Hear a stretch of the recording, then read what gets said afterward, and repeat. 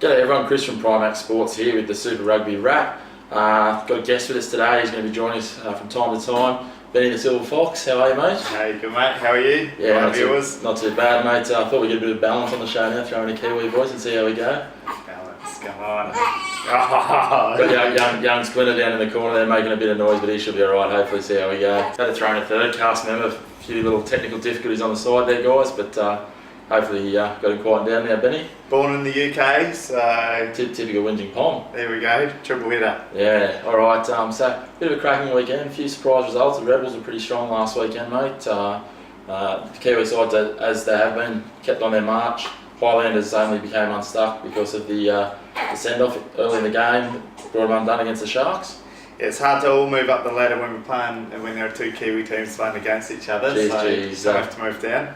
Yeah, well mate, I hate to tell you, but the Sharks are from South Africa, mate. So. No, I'm talking about the overall table, come on. Yeah, no worries at all. You're saying the Kiwis are doing alright? Yeah, they're doing pretty well, mate. The Stormers are right up there amongst them too, though. Yeah. Some of the South African sides have been good, some have been poor. The Aussies really battling away a little.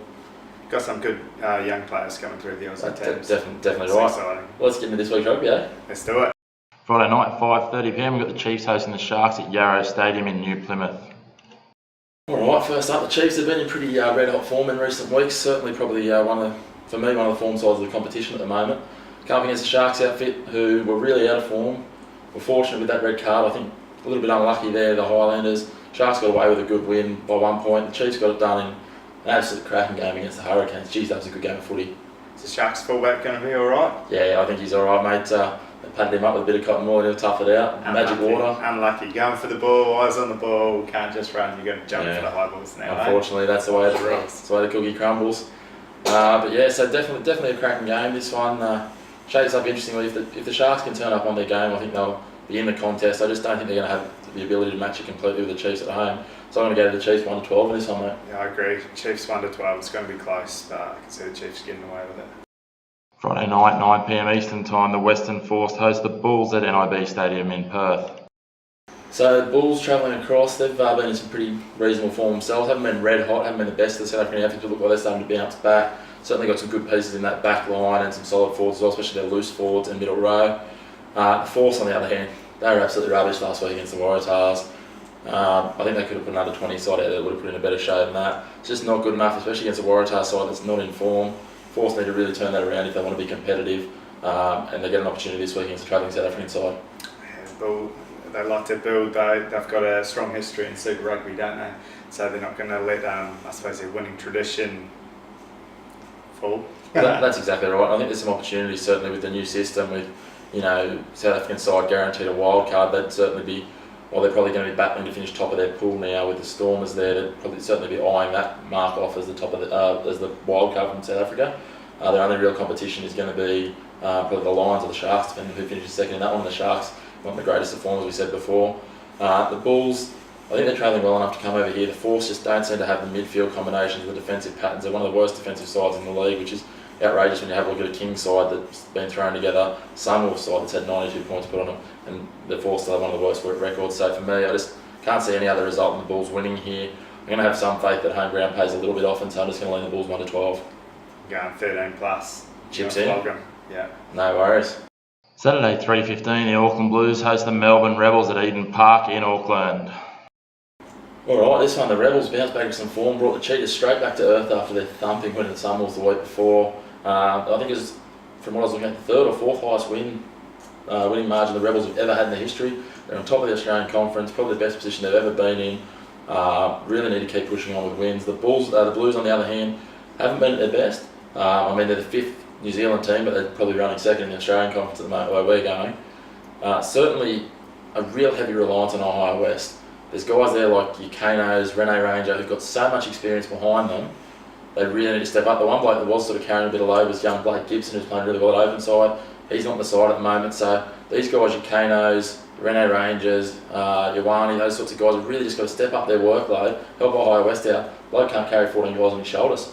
Yeah, exactly. No. Yeah, no, exactly right. So they've got the potential though, especially with Tana there at the helm. They can do what's needed to get done and certainly scrape into finals if they can step up their campaign now. And they know how to win. Those old players know how to win. They know what to do. They've just got to execute it. That's excellence. That's exactly right. So I think they'll be too good for the Rebels here at home. That Eden Park home ground advantage. I don't think they'll blow them out. I think this will actually be one of the better games of the weekend. So I'm going to go the Blues 1-12. At home does it for the Blues. Yeah, 1-12. Agreeing with you a lot here, but yeah, at home. That's right. Makes it easy for the fans to follow along, mate. There we go. Second up on Saturday at 5:30 p.m, the Highlanders host the Brumbies at Rugby Park in Invercargill. Well, the Highlanders, like we said, they're unlucky. It was an unlucky red card, but you do have to genuinely contest the ball. You can't run in and take out a receiving player's legs. Probably unlucky to get a red card for it, but you know it is a dangerous tackle once he lands on his head or neck. He was put in a dangerous position by the behaviour and the act of the kicking team. So as such, that's what it is. Judiciary's agreed with it. 4 weeks, done and dusted, case closed. In regard to that, the Highlanders, they did pretty well to stay right in that game. They didn't let him a try in the whole game against the Sharks. Sharks kicked 5 penalties. Brumbies, on the other hand, I did tip it here. Crusaders absolutely have them. I said the Crusaders 13+. There's plenty of value there. I think you get $5.50s and $6 out there about it. So the Brumbies not the side they were. Looks like Tamani's out now. They do welcome Pally back. Steve Moore looks like he'll be out as well with a calf strain, which is a massive loss, not just for the work he does himself, but just for the way he gels that forward pack. Again, Pocock will step in there, but he's not the same sort of player. Pocock's more of a follow my example rather than a communicator and a driver of that pack. Yeah. I just think the Highlanders are too good here. I think they're going to bounce back. I think the Brumbies will stay in the arm wrestle, but I don't think they'll get close to that sort of 1 try margin. So I'm going to lean. I'm sitting on the fence here, but I'm going to lean just to the Highlanders to get this one on 13+. Highlanders are going to go bang. I'd be going 25+. They're ready to fire. They've had too many close ones now. Ben Smith's rallying the troops. I'd go on that first try as well. Ben Smith, first try. It's happening. The Highlanders are on. Saturday night, 7:45 p.m. from Suncorp Stadium, we've got the Queensland Reds hosting the Cheetahs. Well, the Cheetahs a couple of weeks ago looked like they could beat anyone. 92 points they put on. I think it was the equal second highest score and third highest winning margin in Super Rugby history. They certainly put on a really good show there. I was quite impressed with what they had. Their attacking flair. They really put the Sunwolves to the sword. The Reds, on the other hand, they've been sort of battling. They've been in games for periods of time, but they just don't seem to be able to execute for 80 minutes. Certainly got some really experienced players there, and it's good to see the likes of Carmichael Hunt and Ada Bully getting involved last week, getting across the stripe.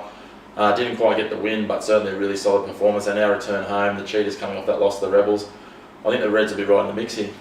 Yeah, I think the Reds are going to take it out. I think, they seem to be. I like what I see with the Reds. They're definitely on the cusp. It's hard for me to, being a Kiwi, to say, but out of all the teams, the Reds, I like what I see. I like what they're bringing. They're playing South Africans this week, so you can get. Go the Reds. Reds 1-12. Yeah, the Reds 1-12. I'm on the same bandwagon, mate. Don't worry about that. At 1 a.m, the Lions host the Hurricanes live from Emirates Airlines Park in Johannesburg. All right, this one for me is match of the round. Lions absolutely red hot form. They've climbed their way straight past the Sharks, got to the top of their conference. Really performing really well, and the real surprise packet for me so far this season. Been impressed with what they offer. Young Elton Yankees, the 5'8" there. If he's not in the mix for a South African jersey, then the selectors really need to have a good hard look at themselves. On the other side of the fence, the Hurricanes, wow, they've been pretty impressive as well. They did go down by 1 point in probably the match of the season, probably the match of the last 3 seasons last week against the Chiefs.